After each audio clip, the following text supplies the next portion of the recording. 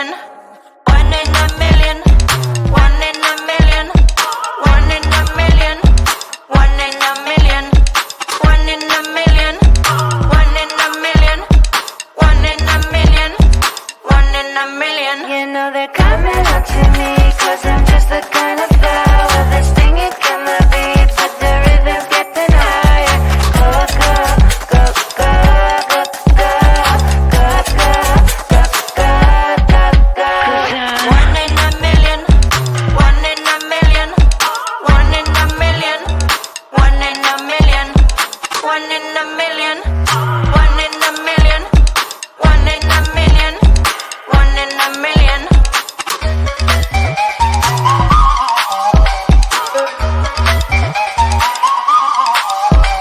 I know it's me you see through the shadow, my reflection. The meaning of your being is you can't resist my nectar. You've tuned into What's in Your Closet, presented by Sizewise Closet Coach. It's our bi-monthly online meetup where your closet intersects with style, sustainability, and technology. Have you ever looked in your full closet and said you had nothing to wear? Do you cringe at the thought of shopping? How about finding the right size? Guess what? You're not alone. You can make your wardrobe align perfectly with your lifestyle and values with our virtual closet audit services. You'll always have something to wear. If you're looking to revamp, declutter, or spice up your closet, you've come to the right place. Our chats are about style, sustainability, and confidence. Get comfy, grab your favorite beverage, and let's figure out how to create a wardrobe that works for you. Let the transformation begin. Hey there, welcome everyone. Thank you for joining us on another episode of What's in Your Closet, where we help busy professionals who are struggling with their closets. We help them sort, shape, and organize their closets to fit their busy lifestyle. And we do so by having conversations with professionals, experts, or even our clients.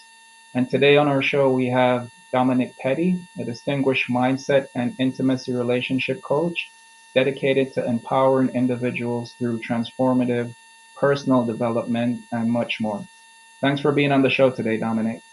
Oh, my pleasure, Damon. Thank you. How are you doing today?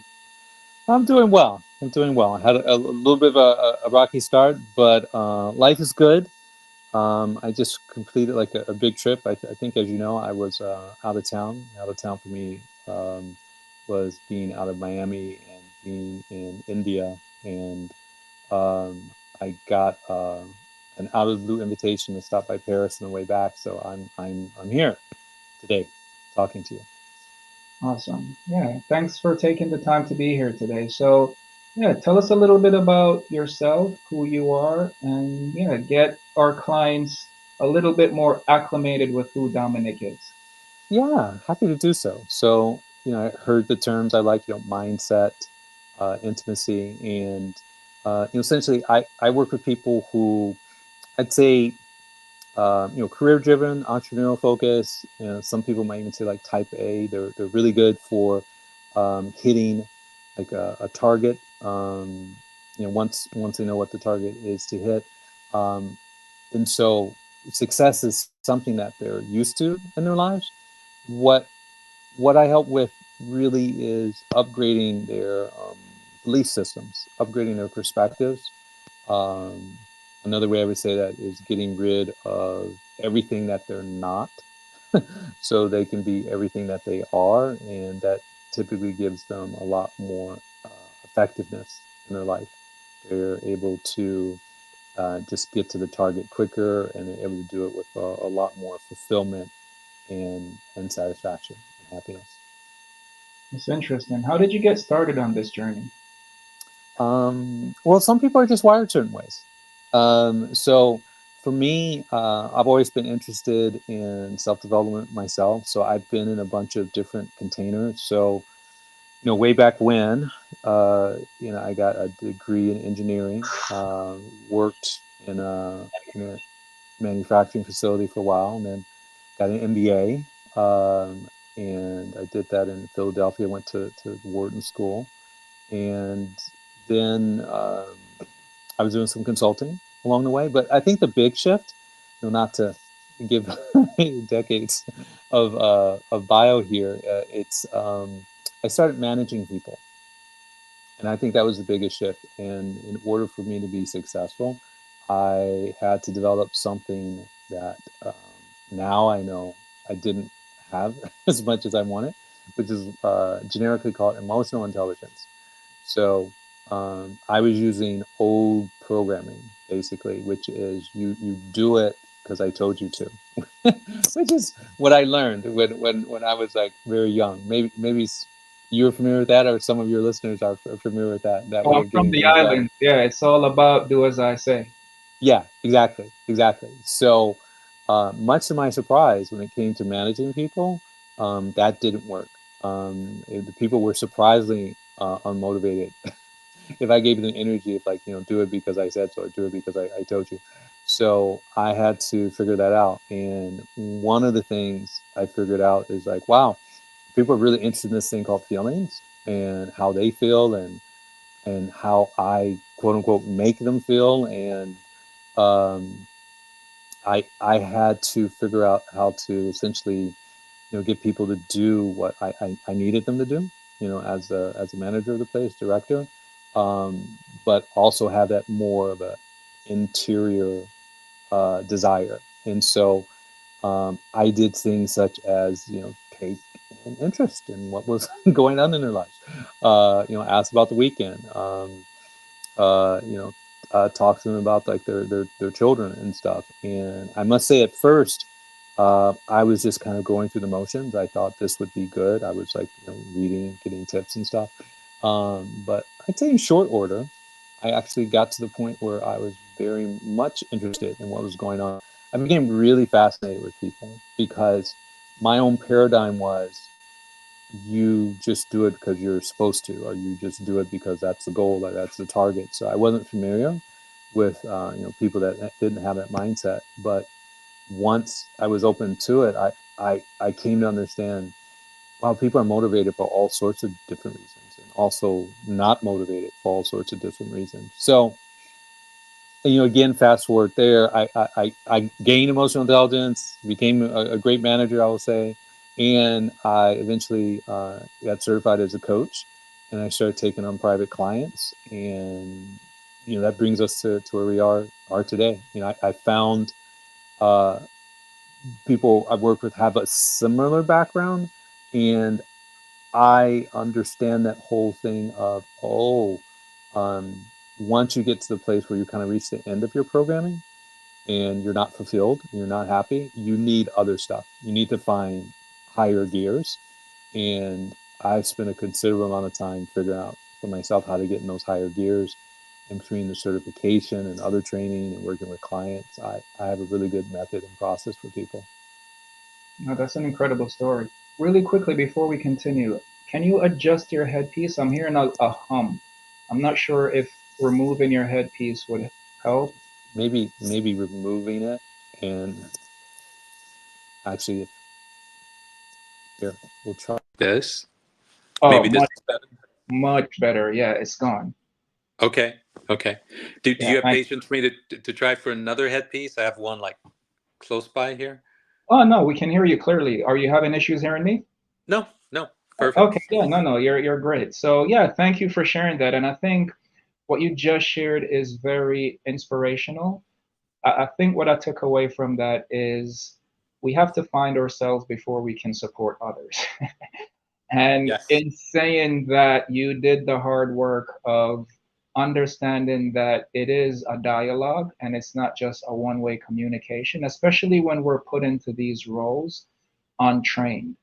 So yeah, congratulations on making that journey, that trip, and finding your path. Thank So you. we are on a show called What's in Your Closet, and a big part of getting to know who you were and what you did, I thought it would be beneficial to dig in a little bit more and ask you some questions about how you're dressing, how you influence your clients, but how do you believe dressing and personal style affects personal relationships?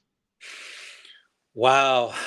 That's a big one. And it's not something I touch on a lot. But yeah, I can tell you. So, there's a phrase like clothes make the man. And I think maybe we can broaden it out to say like clothes make the person. And by that meaning, there is a first impression. And so, we're all wearing like a costume. And that costume typically is our clothing. We're presenting ourselves the way to the world, the way we'd like to be seen, the way we'd like to be known. So I think when it comes to relationships, there's a few different ways. I mean, you're either trying to like really show people yourself. So let's say you want to like go for like well-known brands or like luxury brands. I mean, you're trying to project success, or you're trying to project, maybe what you perceive as like class or like status, like for sure. And then that's one method, but then there's also the method of where you could be trying to hide that like a little bit. And so, you may have heard, or your listeners, that um, people like the people who are not wealthy are wearing like luxury brands, and the people that are like really wealthy, they're wearing stuff without any labels or like tags on them and stuff. But that can cost even more money. But it's they've gotten beyond that need or desire to like signal their wealth, and they're just more comfortable where they are, and may even be trying to fly under the radar to a certain extent. But in a broad sense, um, I would say in the initial size, a place of relationships, if clothing it can be attracting, and it can act as a filter. And so you're dressing in a way to filter some people out and attract others. And then, as relationships go on a little bit, uh, I would say a lot of people can kind of become lax in that, and maybe not dress dress to impress, as they say. Um, but I always think it's good to put effort in, and it brings up another topic. Um, it's never stop dating, right? Like, even if you're with the same person, you'll never stop dating them, meaning like never stop putting the effort in. So just as you would have tried to make a good impression the first time you went out with a person, it's good to keep that up. um Maybe you ease off the pressure a little bit, but you what you've done to attract a person frequently is what you want to keep up to keep that person's interest. Yeah, listen, I agree with you 100%. I started a business around the closet. So what I've been realizing too is the closet is the closest tangible thing we have to our personal brand. And it's almost like a PowerPoint presentation. Every day you step out of your house is a PowerPoint presentation in what you wear, in how you show up. And it says a lot more about us than what we could ever say about ourselves, right? From the shirt or the shoes that we choose to wear, it places a level of confidence in us, and not only us, but the folks that are looking at us. Unfortunately, we are very visual creatures, so we usually start the judgment there. And yeah, I think to your point, I like that, date every day and find that way to not only make others happy, but most importantly, yourself. Hmm. So, Yeah. with that said, as an expert in de escalation and conflict resolution, what are some of your tips you could share on maintaining healthy communication in relationships? Well, there's many. I mean, just at some point you'll have to like, tell me to be quiet, or like jump in with something. I think one of the most fundamental things, it's very poignantly, I'd say, be be the person that you think you should be. Or another way of saying that is like, be the best possible person that you can. And particularly in relationships, um, people think it's a place where they can go to kind of like be themselves. And I think that's it's a nice desire. I identify with it as well. But there's also a phrase like, all the world's a stage, and even in relationship, you're still on stage. And the person you're with, they're wanting you to fulfill a certain role. And I don't think this is to add pressure. It's just to have people be mindful that you can't, the whole thing of being yourself is just kind of a myth. You have to keep in mind a few things, like, what would be the best possible way I can show up. Um, and good proxy for this. Let's say you're at your job and you're doing like you're talking to your boss. Like, how do you want to come across? You're thinking about that intentionally, and so you always want to think about your partner. How do I want to come across? And along with that, you also want to think, how can I be effective in this interaction? And fundamentally, why am I even speaking? I mean, speaking is actually potentially dangerous activity.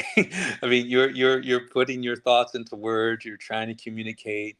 You're trying to convey points, perspective, emotion, and I really love this phrase. Like, if you can't improve on silence, then don't. And so I would have everyone think, before you're actually going to speak, think about what are you trying to accomplish with that. And I'm not asking people to question themselves, or even to hold their tongue or hold their voice. If you have something to say it. But try to um, do it with the intention of creating something, creating a result.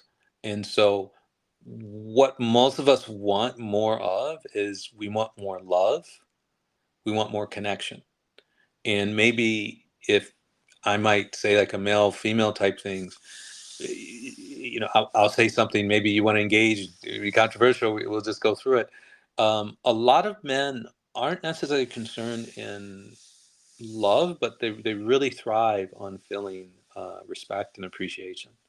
And when a woman is speaking to a man, it's thinking, she can think about, well, am I creating, or even attempting to create, are my words likely to create the feeling of respect and of appreciation in him? And for a man speaking to a woman, it can be maybe more traditionally what we think, and what I said before, like love and connection. Am I creating more connection? Am I creating more intimacy? Am I creating more love here? And I think if you start with that intention, it will really help the end result of the communication, because you're starting with that end result in mind, which means you're much likely going to hit it. I agree with that 100%. So, keeping with the metaphor of being on a stage, just to deduce what you just shared, you're saying that we should exercise a rehearsal process before we speak. And I think that's the one thing that most of us tend not to do. We're very emotional and reactive. Yep. So the rehearsal usually gets put on the back burner. So yeah, to sum up what you just said, and I love it by the way, is find a way to do that emotional tear down.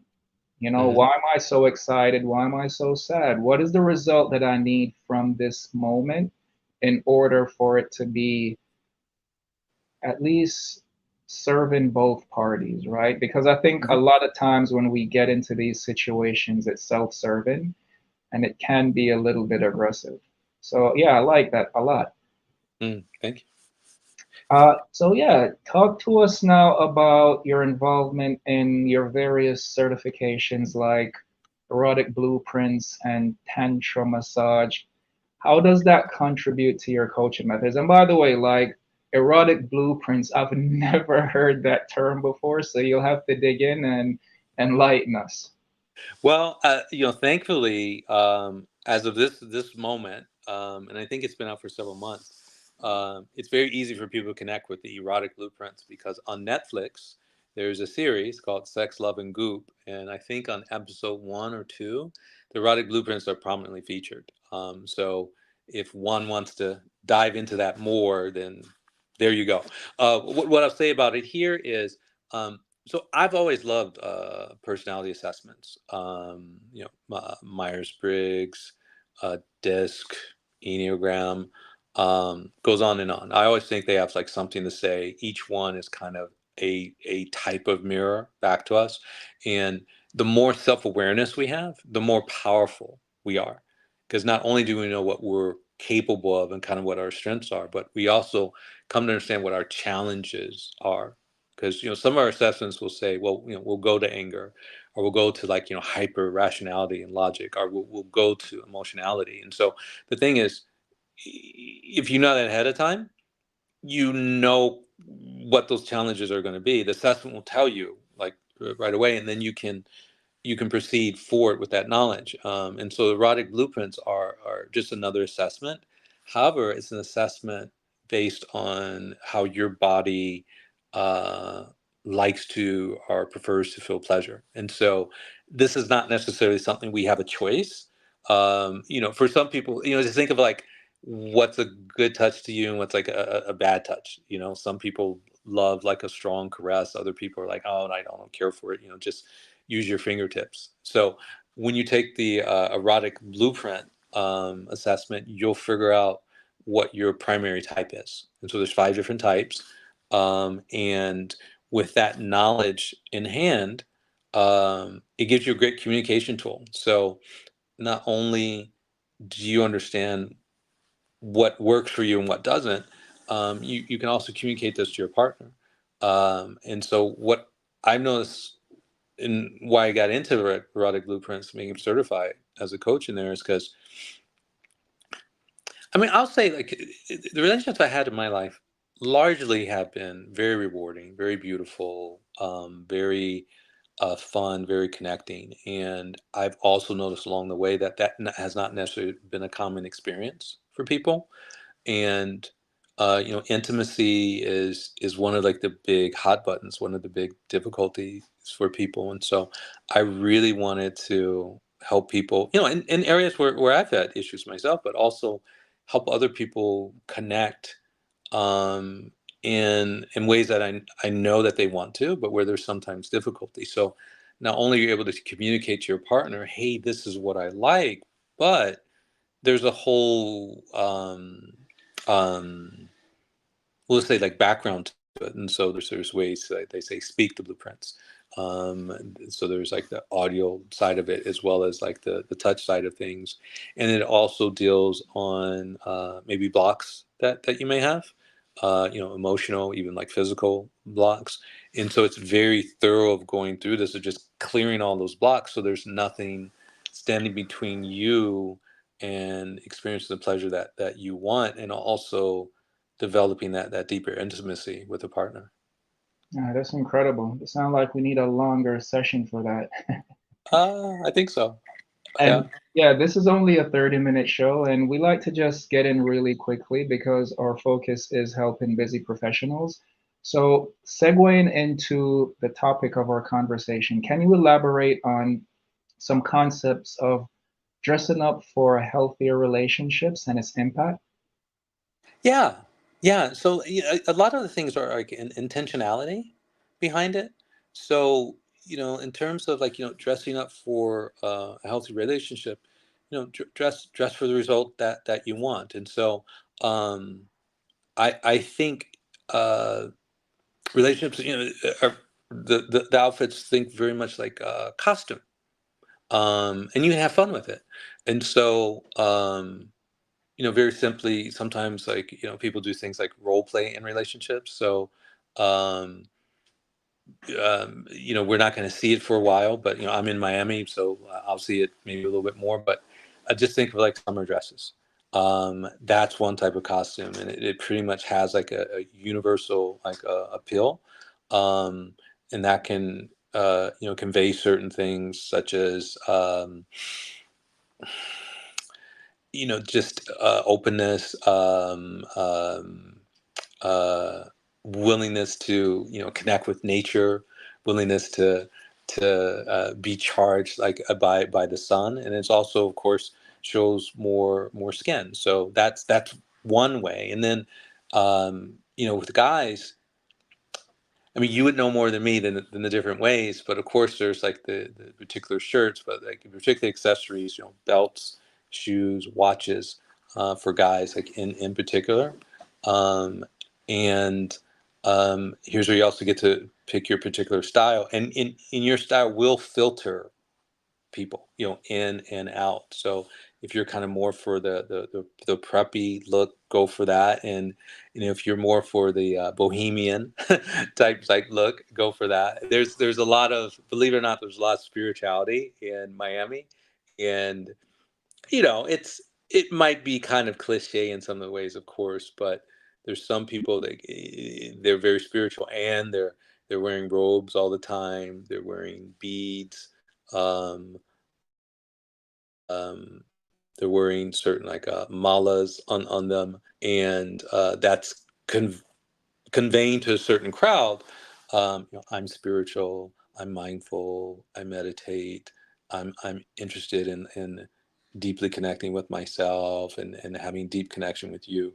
So, like I say, it filters in certain people, and it filters out. And then, of course, also in Miami, there's what people traditionally think about, which is um, more the flashy type things. And this was where I'd say like the watches and the shoes come to play. And even to the extent, I know it's not your show, but yes, the car you drive. That's a big one in Miami for sure. No, absolutely. I mean, listen, I'm 40 minutes north of Miami. I used to work down there on the drive, so I know exact. Sometimes there's no clothes, so there's that. So Yeah. before we wrap up, we have a couple of minutes left. Tell us what's in your closet. What do you draw for the most? What represents Dominic when he needs to show up? Wow. It's very interesting that you ask this, because I think it's going to be changing. Like, I used to be known as like the suit and tie guy. And that's when I was working for other people. So now that I work for myself, I really try to kind of be like a blank slate, because I don't want there to be anything between me and developing a really strong rapport with my clients. So it's very, what I would say, like understated, and a lot of my work is online. So it's kind of from like this on up. And so there's a lot of times where I'm just wearing, say, like a plain monochromatic T-shirt. I would say of quality, but it's just what I want to. I'm trying to convey at least like a strong, solid presence, grounded, and just present. And so like there's nothing to distract. Um, I might be wearing a lot more white though. So, and the reason I say that is I just finished 5-week certification for Tantra Yoga, which it's like a lot. And I know you just said a couple of minutes, but one of the things they had us do when we were teaching during our practicums was like wear white. And so not only did I do it, but I witnessed the instructors doing it. Of course, they were always wearing white, but my fellow students, it conveys something. It conveys something. And basically, we're trying to just be a clear channel for what I would say very, because I'm intentionally not going to use the word spiritual. So instead of saying spiritual, conveying very um, high consciousness information in a way that people will be open and receptive to it. And so instead of just kind of being that blank slate, it's more putting that image through the clothing and the white of, say, purity, as well as intentionally using kind of like a uniform to bring some formality to the session. So it's a new thing for me, but I liked what I saw there, and I'm definitely going to be incorporating that. Oh, thank you for sharing that. Now, where can folks reach you? Simplest is email. So or Instagram. So Dominic, Dominic at innerpeaceadvisor.com. And if you're on the internet or just on Instagram, the handle is just Inner Peace Advisor. And you can send me a direct message there. Awesome. Dominic, it was a pleasure having you on the show today. I know we had a little bit of technical difficulties little in the bit. beginning, but listen, it's a live show. These things will happen. Appreciate you taking the time out, and we'll definitely reconnect. I think there is a lot of opportunity for us to collaborate. Beautiful, beautiful. Yeah, I want to thank you a lot. Thank you for your patience, and love to reconnect with you. I'm kind of coming back into civilization, so you're kind of one of the familiar faces I've seen since like being away. So it's a pleasure to see you again and have this. Absolutely. Enjoy the rest of your day. Thank you. You too. Thanks for being a part of our community. We hope you're leaving with inspiration, actionable tips, and a renewed sense of purpose. Keep in mind, we do this twice a month, and we'd love to see you again. If you enjoyed today's chat, please share and follow us to stay updated on all our future sessions. Until next time, keep styling, keep smiling, and remember, your closet is a canvas and you are the artist.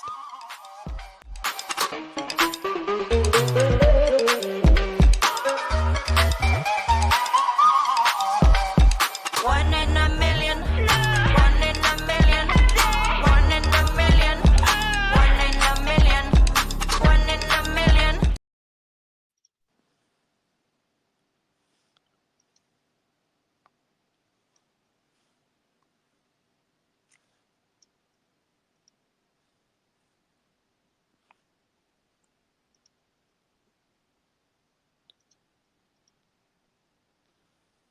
I think we're ended.